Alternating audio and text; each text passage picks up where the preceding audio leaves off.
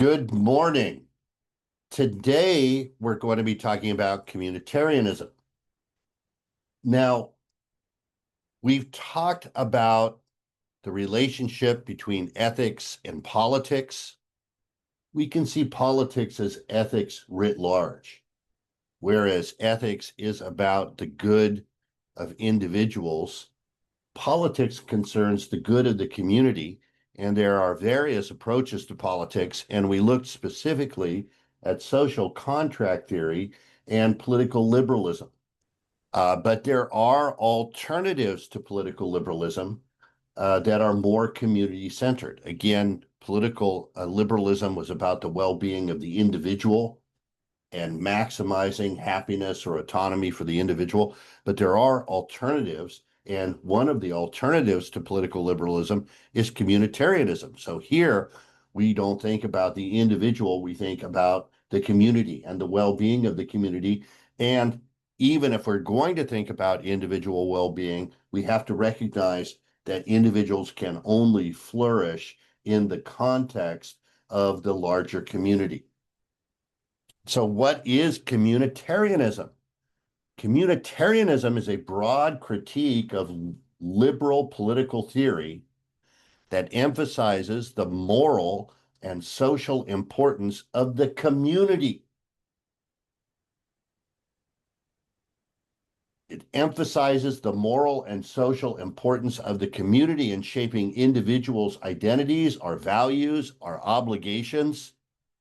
Communitarians generally reject the liberal focus on the individual, arguing instead that people are already embedded in social practices, in traditions, and in networks of meaning that make autonomy possible in the first place. The only reason that we can think of ourselves as being free and individual and autonomous is because we are embedded in these traditions, in these networks, in these communities. And so we cannot simply talk about individual well-being. We have to talk about individual well-being in the context of the larger community.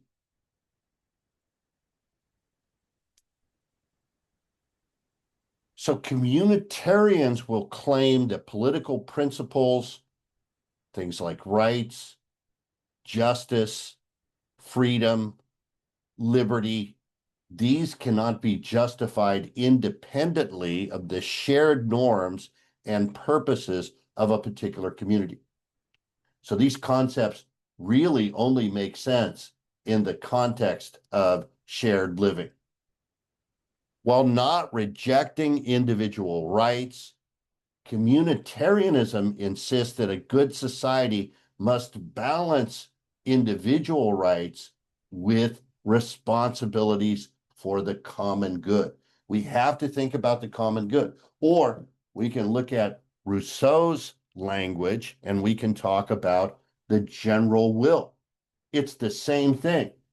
Not simply what is good for me as an individual, but what is good for us collectively. Because even if I am concerned with my individual flourishing, I must recognize at some level that my flourishing is dependent on the larger social context, the larger community. So my individual flourishing depends on sustaining social institutions, civic virtues, and cultural traditions that bind us together as a group. So it's not just about me. And even if it were just about me, the only way I can ensure my flourishing as an individual is to be part of a functioning community. That makes sense, right? So what communitarianism is not? It is not nationalism, although communitarians can slide in that direction. It is not collectivism or authoritarianism. it is not a complete rejection of individual rights. Instead, it is a philosophical claim about the social constitution of the self and the way political theory must account for shared moral frameworks. Okay, so there's not a complete dichotomy between the individual and the state, or the individual and the community. There is, in fact, a close relationship that in order to thrive as an individual, in order to enjoy my autonomy and the freedoms that I take for granted, or the freedoms that are articulated by political liberalism, I must recognize that the community welfare is also important. Now, there are real connections here with virtue ethics. And I think, having gone over virtue ethics previously, we can see those connections immediately. Communitarianism and virtue ethics share an emphasis on the social foundations of moral life, right? As Aristotle said, we are social animals. We are political animals. You cannot evaluate or analyze human life, an individual human life, in isolation from the community. It just doesn't make any sense. We are who we are because our identity is embedded in social traditions, in family networks, in culture. That's what makes us who we are. So both communitarianism and virtue ethics reject the idea that moral reasoning can be fully grounded in abstract universal principles that are detached from the social context. Instead, they argue that moral agency is shaped by tradition. It's shaped by social practice. It's shaped by communal forms of life. So what are our themes here?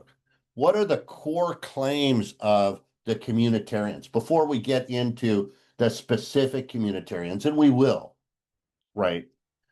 What are the core claims of communitarianism? And how does communitarianism really differ from political liberalism? Right.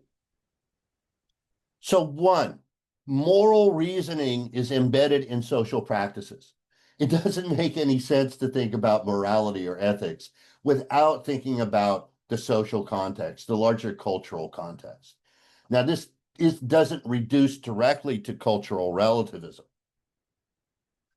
but it is a recognition that culture is essential to understanding value. So communitarians emphasize that when we talk about concepts like justice or rights or moral obligations, or things like honesty, these are not self-interpreting. Okay, we cannot understand what these values are in a vacuum.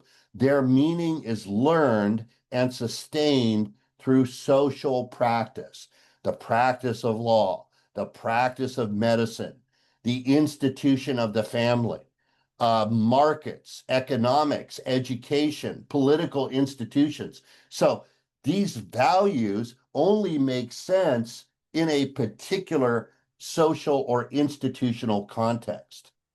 So we think about morality using shared narratives, talking about histories and inherited standards of reasoning. All these things are culturally embedded, are socially embedded. Again, it doesn't make any sense to talk about virtues in isolation. Two, communities have a right to preserve their own conception of the good. Like, communities develop a sense of what is good and what is a flourishing life. Aristotle talks about the flourishing life, eudaimonia. What does it mean to flourish? Well, human flourishing, when we actually think about, well, what is a good human life?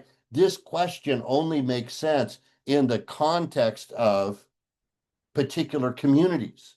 It is the community that talks about what is good and what is not good, right? So no state can be neutral with respect to competing moral visions.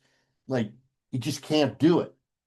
Like, every state, every community, every political association has some implicit view of what is a good life. And of like the very idea of having a good life only makes sense in the context of a particular community of people who agree on what the good actually is, right? So in our legal institutions, in our social institutions, in our political institutions, our educational system, there are public norms that express substantive values about what family should be, what work should be, what citizenship should be, what moral responsibility should be, what fairness should be, what equality should be, what autonomy should be. These ideas, again, do not just appear in a vacuum. They come out of particular social traditions where people agree about what is good and what is bad. So judgments about rights and fairness and justice already presuppose views about what is valuable. Look, why do we value individualism? Why do we value autonomy? Okay, those are values, those are virtues in the context of our way of life. Every way of life implicitly already carries with it a value system. So we say justice is a good thing or autonomy is a good thing. Why? Because we're embedded in a culture where there is basic agreement about those norms. Like, nobody existed in just a vacuum, in an ahistorical, acultural vacuum, right? We're all embedded in a specific culture, and every one of those communities is going to have its own ideas about what's good and what's bad. And we should just recognize that. Politics should promote social cohesion and shared values. Okay, and you hear this a lot. This argument is made by social conservatives as well. Communitarians and social conservatives will emphasize that social cooperation depends on a sense of common purpose. I kind of have to agree with that. If you don't have a common purpose, you can't have a shared culture. And if you don't have a shared culture, doesn't matter what type of institutions and rules you have in place, people aren't going to get along. We all have to agree on certain values. We just do. We have to see ourselves as belonging to the same group. That's unavoidable. And think about it. What happens when you live in a society where people don't identify or trust each other? Well, that society is going to devolve into some kind of conflict. Think about, what does it mean to be an American? And we're having the debate about what it means to be an American. And some people say, well, there's an ethnic component to this, or there's, come on. Being American is about having a shared set of values. Democracy, individualism, autonomy, respect for institutions of justice and law. Okay? And that's our tradition, right? And that's our civic identity. So there's a civic identity to being an American. And again, not everybody agrees with that. Some people have different criteria. Some people are ethno-nationalists, which doesn't really make sense in our country, but right. When citizens see themselves as sharing goods rather than merely pursuing private ends, like we're working together on a project, and this binds us together. they're more willing to make sacrifices, obey laws, and support public institutions. If we have a sense of being all in this together, we are more likely to make the sacrifices necessary to sustain public institutions. But if we just, no, it's just, we're all out for ourselves, that no society can survive that. Without a publicly affirmed conception of the good, politics will degenerate into interest group bargaining and social fragmentation. And we see that. And we see the consequence of that, right, for everyone. Now, what are the arguments against political liberalism? And again, political liberalism is the system that we all take for granted, and the ideas within political liberalism, individualism, autonomy, all of that stuff, right? What are the arguments against political liberalism? Well, political liberalism, especially in the Rawlsian tradition, and we just talked about Rawls, and we looked at Rawls's vision for a fair society, a fair liberal society. And he talked about, well, overlapping consensus and all of that stuff, and we'll go back over that in a minute. Rawls was attempting to ground justice on neutral principles that didn't depend on any particular conception of a good life. So he was neutral. He didn't actually come out and say, these are the values that you should have to be part of this liberal society. Okay. So it was all procedural for Rawls, right? If we have the right procedures and the right institutions and the right laws, everything will just fall in place. People don't need to agree about what a good life is. Well, is that true? That if we just have the right procedures in place, everything's going to work out? Communitarians say, no, that's absurd. That's simplistic. Political legitimacy cannot be detached from social practice and shared identity. You have to have some basic shared identity, some basic shared notion of what we're collectively working for. Or else this political project is not going to work out. So let's go back over what Rawls says, because Rawls had a very convincing argument. And so remember that Rawls argued that democratic society must be governed by principles that all reasonable citizens could endorse, despite holding deeply different moral, religious, and philosophical views. So it doesn't matter what our values are, as long as we all agree to the same political principles of fairness, right? So this is entirely procedural. Do you guys see that? So Rawls says, as long as the procedure is fair, it doesn't matter what our conception of the good life is. So we don't ground justice in a single comprehensive worldview. We don't do that at all.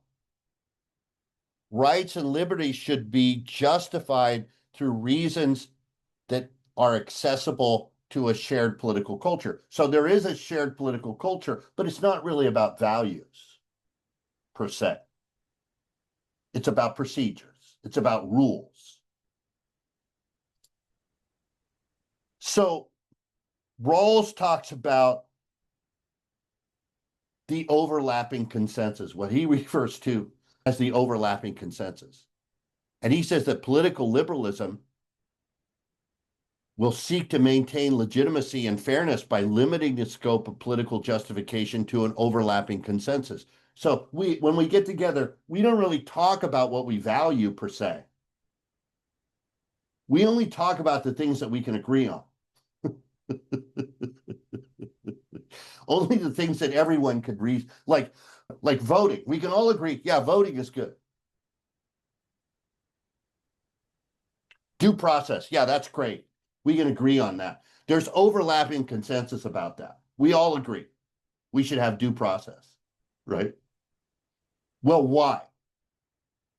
or equality in hiring or something, like, yeah, okay, we can all agree that would be a good thing to have.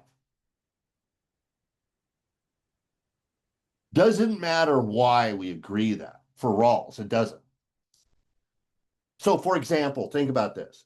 And this sounds like a joke, right? A religious citizen, a secular humanist, and a Kantian moralist, they walk into a bar. Rawls says they don't walk into a bar. But he says, look, you can get, like, who is more different? Okay, I'm a theist. Maybe I'm an evangelical Christian or a Muslim. And I have very strong religious values. Okay, here comes the secular humanist. I don't believe in God at all. Right? I just believe in humanism. Here comes the Kantian moralist. Oh, I believe in a categorical imperative and universal reason. What could they agree on? Rawls says, oh, a lot. They could agree on a lot, couldn't they? They could agree to support equal basic liberties and democratic institutions, even though they have radically different reasons for doing so, because those reasons are rooted in personal values. So they have different grounds that support different underlying beliefs, but they all come to the same conclusion. Yeah, we should vote on things, or we should have due process, or we should have the same basic liberties. We should all have the freedom to say what we want to say. So this convergence of support explains how a society can remain stable over time without coercion or moral uniformity, while still respecting citizens as free and equal. Does this ever happen? Has this ever happened anywhere? Do you think our personal virtues can be separated from our politics? That is just naive. I mean, think of the Hobby Lobby case. Okay. Here we have the Affordable Care Act that was passed that had a mandate for contraception, and Hobby Lobby as a I mean, it's an S corporation. It's a closely held corporation. One family owns it and runs it, and they're very religious. And they said, no, can't we just all agree on health care? No, we can't. Why? Well, individual mandate is going to force us to pay for contraception, and we object to that. Okay. Not much of an overlapping consensus there, is there?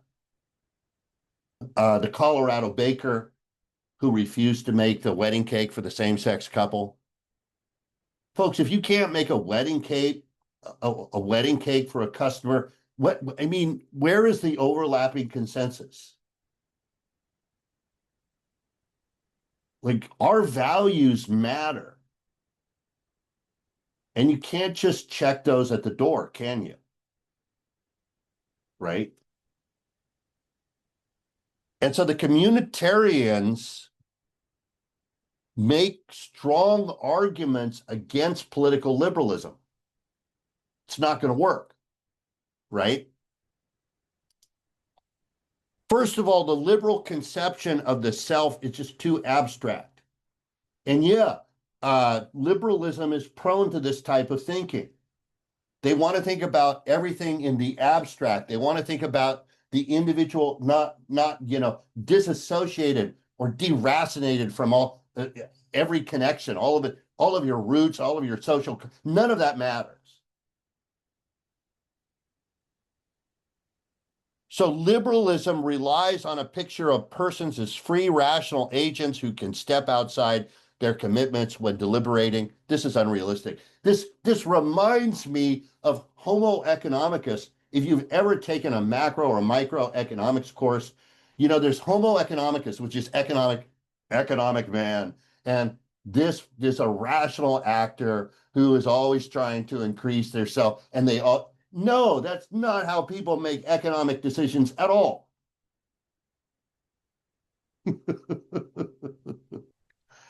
This is very unrealistic. Look, the communitarians tell us that our identities are constructed or constituted by deep social ties. Who are we? Family members. We have a history, we have culture, we have tradition.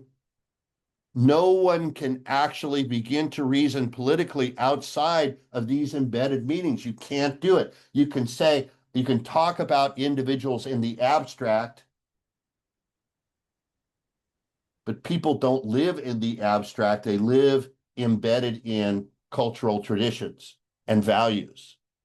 The self is not prior to its ends. The self is formed by its ends. I am who I am because of what I believe, because of my values, because of what I'm trying to do, what I'm trying to achieve. And those are embedded in my understanding of who I am. And my understanding of who I am is embedded in culture and history and tradition. Can't separate all of that stuff. You can't.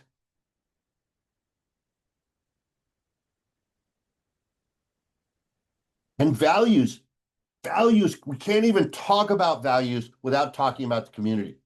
And really, this gets to the heart of what ethics is all about. Ethics is about what we owe other people in our community, primarily.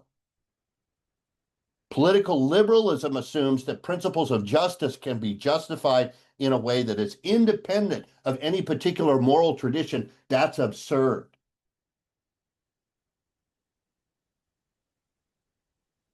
Our sense of justice emanates from our connections and our interactions with other people. So you can't just extract justice out of the context and evaluate it in a laboratory. I mean, you could do that in a classroom. We could sit here and talk about quote unquote justice all day long, but really we understand what we mean by justice is always going to be embedded in particular cultural situations and social situations. And all of our moral traditions and all of that stuff. Moral reasoning rests on thick moral vocabulary. This kind of reasoning rests on thick moral vocabularies, rich, context-specific, and culturally embedded moral languages that communities use to make sense of what it means to be human, what it means to flourish, what it means to live a good life. Those are questions that can't be asked in a vacuum. These vocabularies always come from within a community. It is impossible for a state to be morally neutral. It just is. Like, why can't we just all get along? That's not a state. The modus vivendi, where everybody just agrees to bracket their moral values and we just all get along. Can you live next door to the Nazis? And it's just, I don't think about them in that way. We just all adhere to the same political principles, procedural principles, and we just all get along. No. Or if the Klan moves in next door, you're cool with that, right? Some ways of living are anathema to us. They're just, you can't just all get along. What we believe matters, and what we value, it matters. The state is never morally neutral. I mean, procedures can be fair and we can have due process, both procedurally and substantively, but the state isn't neutral. I mean, like, even think about it. Even the idea that, the law should be applied fairly, that's a value judgment. That's already laden with these value judgments that fairness is intrinsically good. Where does that idea come from? It comes from history and culture and the context of our community that we live in. Liberalism undermines the social bond. And again, if you're just for some reason tuning into this lecture without the other context, we have to understand when we use the term liberalism, we're using it in the classical sense. Political liberalism is that political system which holds that autonomy and individuality are the ultimate goods of society, that the individual is the starting point of moral discourse. We're not talking about the welfare state. We're not talking about contemporary articulations of liberalism. We're talking about classical liberalism, political liberalism, the idea that the individual is the starting point for moral and political discourse. So liberalism undermines the social bonds that bind us together. So a society that prioritizes the individual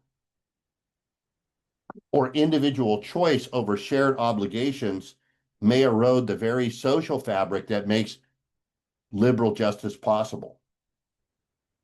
And again, there's some overlap with conservatism here. Individuals will treat duties and community commitments as being optional, and they're not. There is nothing binding to sustain a common life or the solidarity necessary for collective action if we're only bound together by procedure. Like why would I help you? Why would I assist you if the only thing that binds us together is procedure or just some empty institutional practice? There needs to be something thicker than that. No society can avoid promoting a conception of the good. There's no neutral, value neutral society. There just isn't. Communitarians maintain that political liberalism's attempt to be neutral is impossible. Every society promotes values, tolerance, autonomy, equality. These are values. We choose to promote these values. These already reflect a moral vision. And so, in a way, you can make the argument like this. Political liberalism can't do what it asserts it's doing. It doesn't make any sense. Well, political liberalism is already laden with moral values that arose within a particular historical context, the Enlightenment, and are manifest in particular types of communities. No society can avoid taking a position on certain things. Like every society is value laden. So liberalism should stop pretending that it's neutral and instead acknowledge the moral foundations on which it depends and openly cultivate civic virtues and shared identities based on liberal values. Like, think about toleration. That's not a default political position. That's an active moral stance that has to be cultivated and affirmed.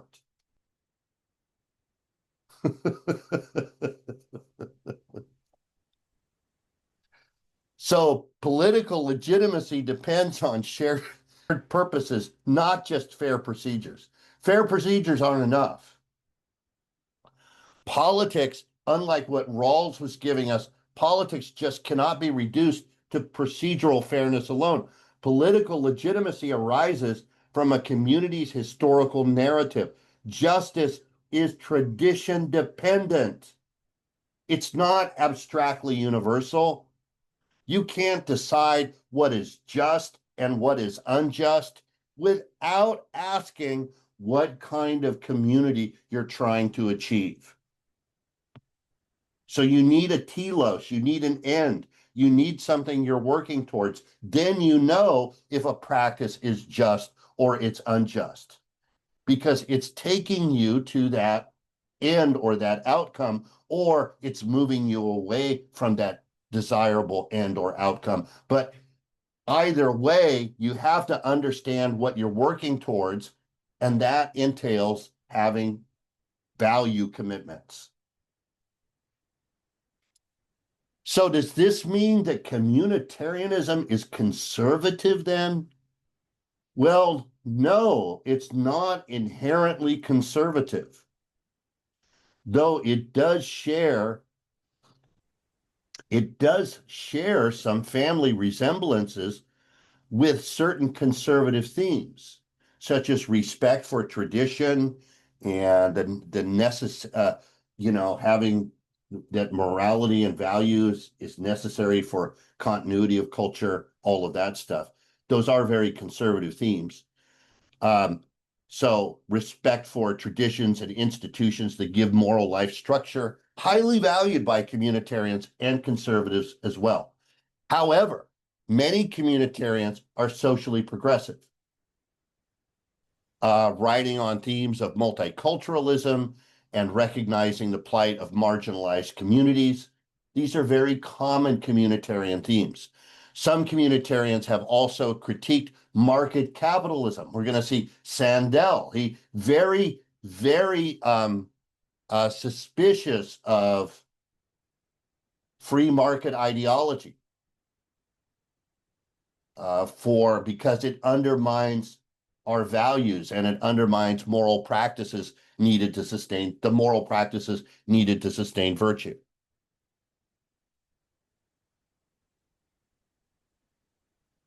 Okay, so we're going to look at three communitarian thinkers: Michael Sandel, Alistair MacIntyre, and Charles Taylor. So three communitarian thinkers. We're going to start with Sandel, Michael Sandel. And for Sandel, the individual is never unencumbered, right? The individual is always entangled in the web of social duties and responsibilities and shared understandings.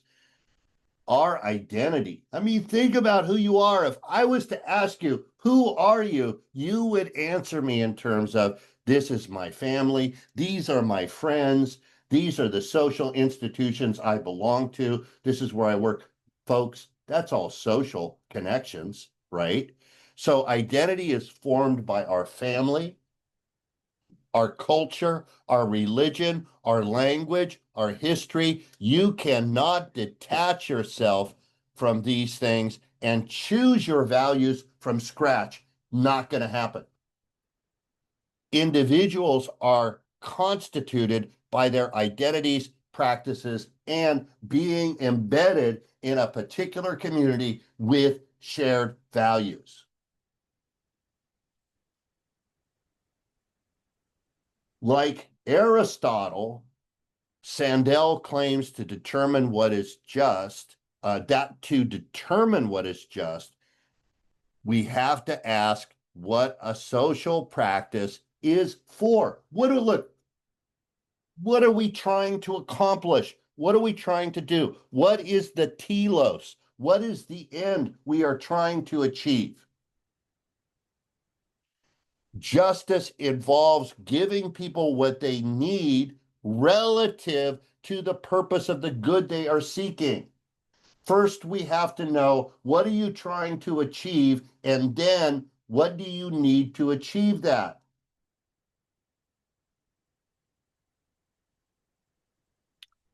Questions of justice cannot be settled by procedures alone, even if those procedures are fair. They require substantive moral reasoning about what is a good life.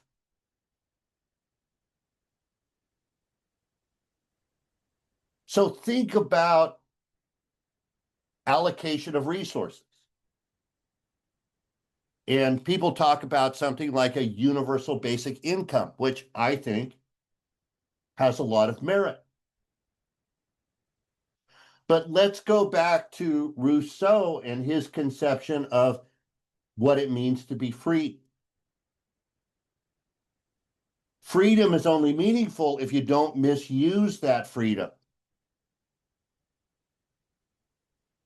And if you allocate resources to somebody who will use those resources in a self-destructive way, you can't understand justice in that context. We have to think, what is the purpose of a good life? And what do we need to achieve that life? And so just having the procedure in place where everybody has a basic universal income doesn't necessarily mean that will help people arrive at the good if they're going to engage or use those resources for a self-destructive purpose. So we have to answer this question first. What is it all for? What are we trying to achieve? Sandel challenges the idea that political theory can avoid moral controversy. You just can't. Justice actually requires disagreement. We have to argue about what is good. A healthy democracy should require citizens to reason together about justice and the good life rather than just retreating into private preference satisfaction. And this is a problem with political liberalism. What is the end of political liberalism? Oh, that the individual can do anything that they desire, anything that they want. So you can just go off on your own and achieve your, optimization of your life in some way, disconnected from the rest of us. A society can't function like that. We have to get together. We have to debate. We have to make value commitments and defend those value commitments. We can't just retreat into our own private preference satisfaction routine, right? That is not a life that is worth living. Always remember that some conceptions of the good life will be incommensurable. Disagreements matter. Do you want to live in a world where people can walk into a business and be treated fairly regardless of their sexual preference or identity? Or do you want to live in a world in which your religious beliefs are respected, even if that entails discrimination against another person? Those are incommensurable ideas, folks, and you have to pick one. You can't escape that. Now, Sandel talks about the marketplace, the free market, and wow, is there anything more fundamental to political liberalism than the basic mechanisms of free and open markets with some regulation, right? That's what we're used to. That's what we assume. But for Sandel, market reasoning can be destructive. And so market reasoning should not govern every sphere of social life. Some goods, he argues, are degraded when they're bought and sold. Not everything should be for sale. So this is not just about inequality. And, political liberals can make this argument about inequality. Well, inequality is bad. And even Nozick recognized, Robert Nozick, the libertarian philosopher, recognized that accumulation of wealth in society could be a problem. That's not what Sandel is talking about at all. He's saying that some things, just by putting them on the market, is degrading. Market norms change the meaning of the goods themselves. So for Sandel, the key question is not just saying, hey, is this transaction voluntary? In political liberalism and free market economics, we say, well, is there coercion? If there's no coercion, then it's okay. Sandel says, rather, we should pose the question like this: what happens to the meaning of this good when it's bought and sold? So things that are tied to human dignity, civic equality, and moral purpose should remain outside of the market. So examples: should you be able to buy a university degree? See the problem, right? And it's not just a practical problem. We value intrinsically education, and education is degraded if you can simply buy the degree. Should you be able to sell the right to destroy an ecosystem? Should you be able to buy and sell human organs? Folks, that's just degrading. Shouldn't be on the market. So for Sandel, markets are useful tools. He's not anti-market. But let's not pretend that the market is morally neutral. Deciding what should be bought and what should be sold requires public moral deliberation about the purpose of social practices and the kind of society we want to be, rather than assuming that voluntary exchange alone settles the question of justice. Should you be allowed to become a drug addict? Well, as long as there's no coercion, I guess it's okay. Even if you degrade yourself? Interesting questions, right? Alistair MacIntyre.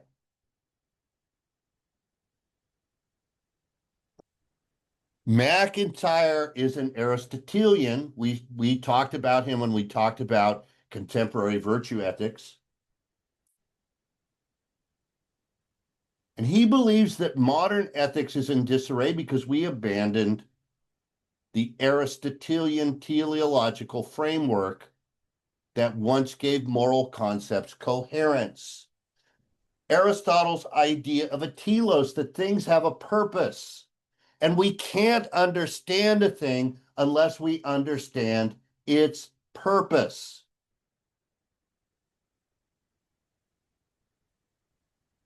He proposes a return to virtue ethics grounded in practices, the narrative unity of a life, and the authority of living traditions.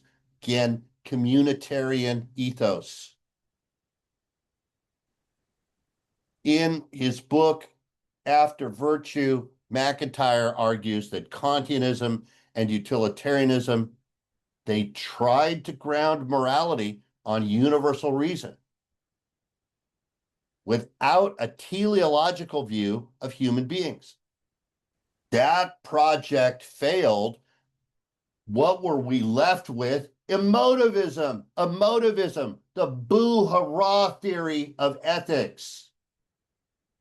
If I like something, it's good. If I don't like it, it's bad.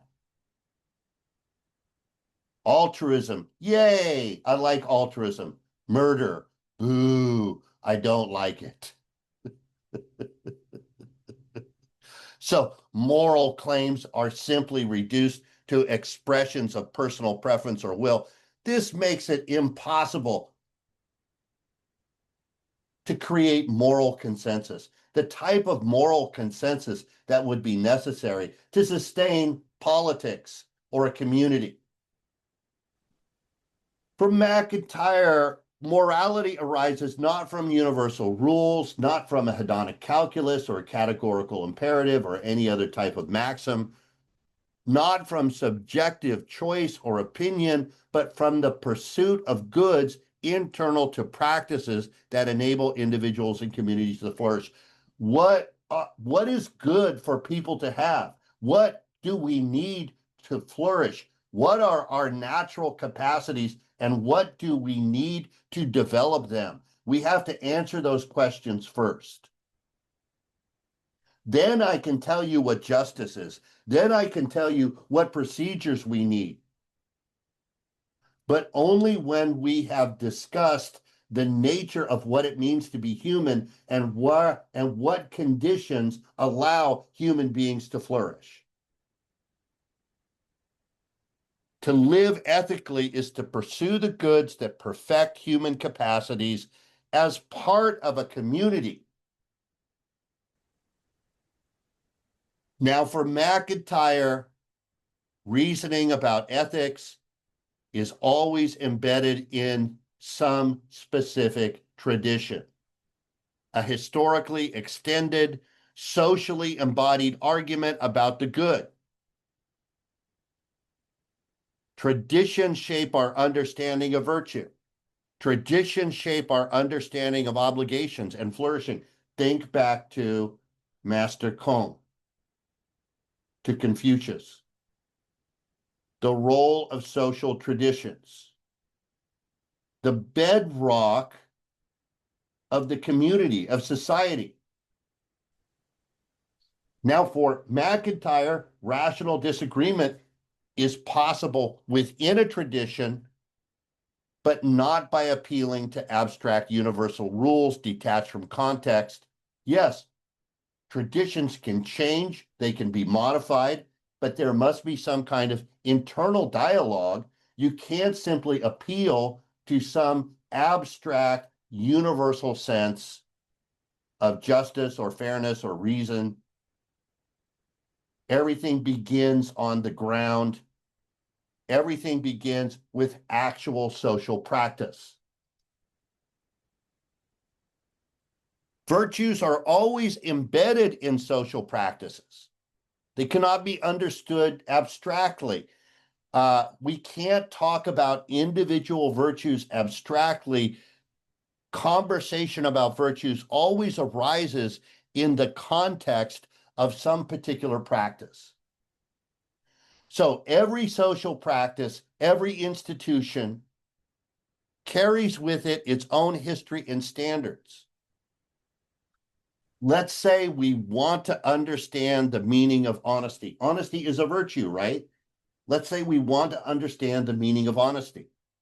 Well, we can't just have a conversation about honesty. What is honesty? That's not going to work. We have to look at a specific context, a specific institution, a specific set of historical practices, and we must evaluate honesty or any virtue in that specific context. So let's say, just as an example, we want to talk about medicine. Fine. Medicine is a tradition, it's an institution. We can talk about the meaning of honesty in the context of that tradition. What is the telos of the medical art? What is the purpose of the medical art? It is the health and flourishing of the patient. Now we know why honesty is a virtue. You see, we've identified the practice, we've identified the purpose of the practice. Once we understand the purpose of the practice, we can say honesty is a virtue. Why? Because good medical practice demands truthful communication.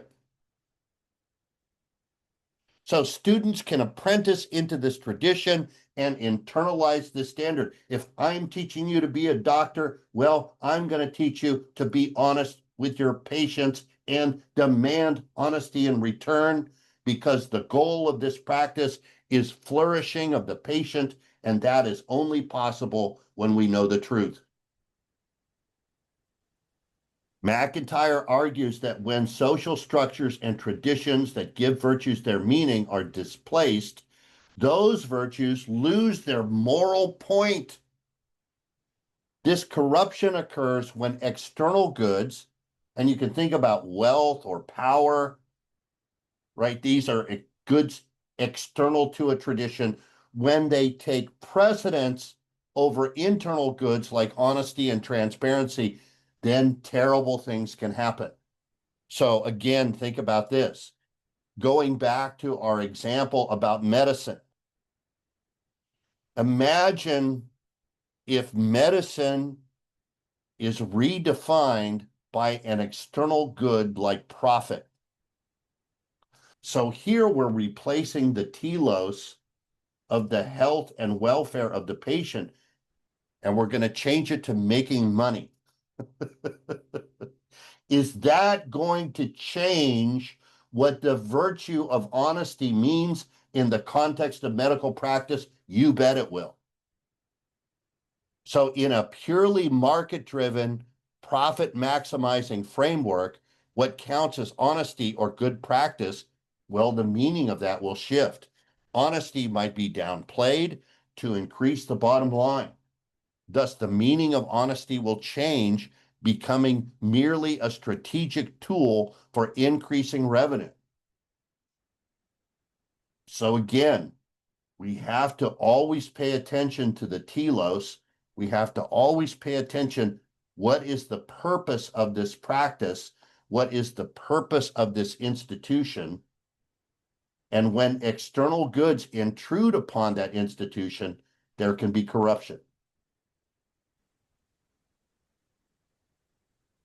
Finally, we have Charles Taylor. Taylor says that to understand human identity and morality, we must see humans as socially embedded beings whose search for authenticity and meaning cannot be separated from history, from culture, and from spiritual horizons and aspirations. Taylor acknowledges that modern societies have achieved real moral progress, okay? Individual freedom, equality, rights, due process, right? Expanding the voting franchise. But modern societies also suffer from deep distortions. Atomistic individualism that detaches the self from shared moral purpose, instrumental reason that reduces rationality to efficiency and control, social conditions that discourage robust civic participation. These are all endemic to modern life, and they're all problematic. Modernity encourages people to see values as subjective preferences rather than as orientations towards goods that are genuinely worth pursuing. Consequentially, people living in modern societies suffer from a diminished moral life and a weakened sense of purpose. People often say their life lacks purpose, it lacks direction, it lacks meaning. And many people in the modern world find themselves in this position with really, they have procedural rights. They may have a certain degree of material prosperity. They have a strong sense of autonomy and individualism, but something is missing. There is nothing to anchor their life to. There is no higher sense of moral purpose. They're just, this is exactly what you would expect with political liberalism, which lives and dies by abstractions. And so the individual living in that context almost becomes a kind of abstraction. We're disconnected. We're deracinated from our roots. There's nothing to hold on to. There's no foundation. Taylor argues that true authenticity means being faithful to oneself in relation to a shared moral project, not simply following all of your desires. Look, and here's the problem, and Plato talks about this as well when he critiques democracy. He says, in a democracy, what happens is that the people begin to conflate true freedom with the inclination to act on whatever desire you have in the moment. like acting on your desires is not freedom. Freedom entails a degree of responsibility and participation in society, and society requires a shared moral vision.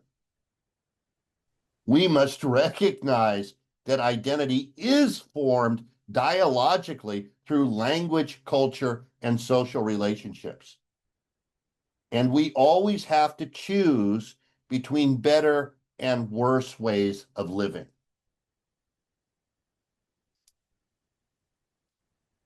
Authenticity entails embracing values that make a life genuinely significant. My life matters, right? My life really matters. And it matters because of the choices that I have made. And I've made those choices in the context of the culture and society in which I am embedded, and those histories and those traditions. Not all choices are equally valid expressions of the self, and we have to recognize that.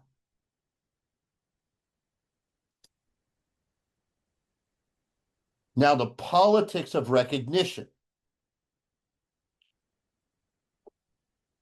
Taylor argues that recognition is not merely a courtesy or social preference, it is a vital human need.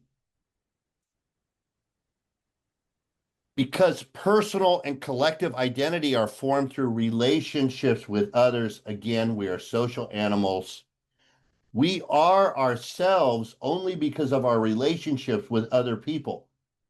I am a son, I am a father, I am a brother, I am a sibling, I am a friend, I am a community member, I am a citizen.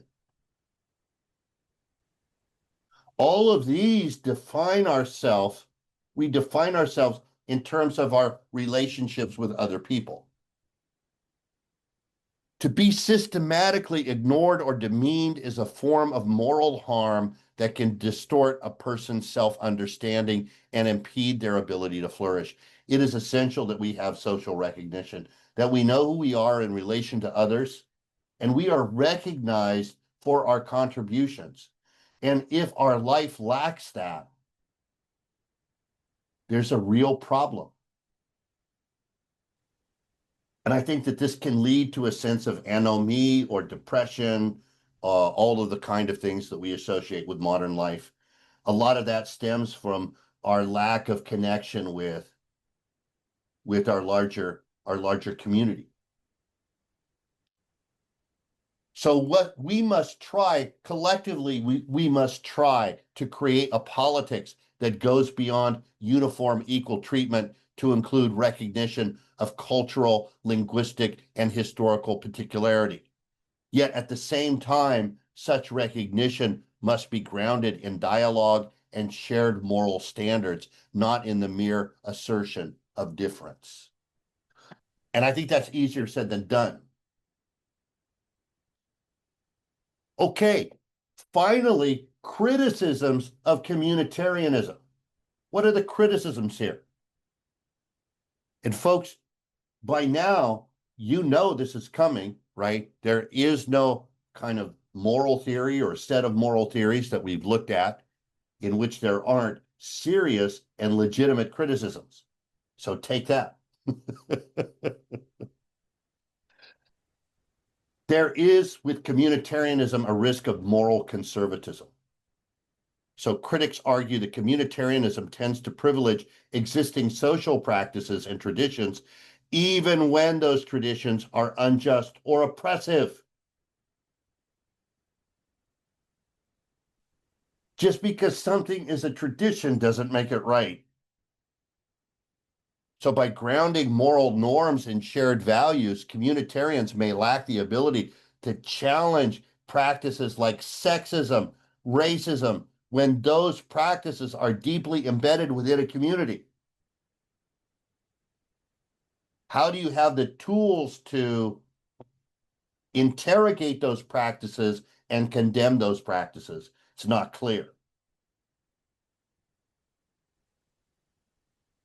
There is a lack of protection for individual rights. Communitarianism might weaken protections for individual autonomy by subordinating individuals to communal norms. What I want doesn't matter. It's the good of the community. Dissenters, minorities, nonconformists may lack principled grounds to resist collective pressure.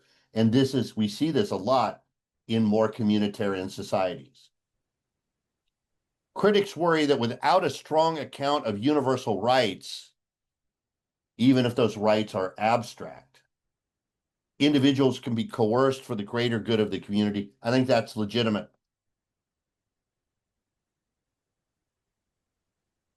Absolutely. The problem of internal diversity. Communitarian theories often treat communities as more unified and coherent than they actually are. But look, if you spend any time studying different cultures and communities, you see a high degree of internal diversity. Within every culture, within every community, there's a high degree of internal diversity. Societies often contain deep moral and cultural disagreements about what is right. And communities change over time. Communitarians overstate the possibility of shared moral consensus, making their theories impractical or for pluralistic modern societies. So here the idea, it's better to have an abstract sense of principles and rights to act as moral norms, because even within a particular community, there'll be lots of disagreement about what we should be doing and how we should be doing it. Moral and cultural relativism are problems for communitarians because communitarianism ties moral standards to particular traditions.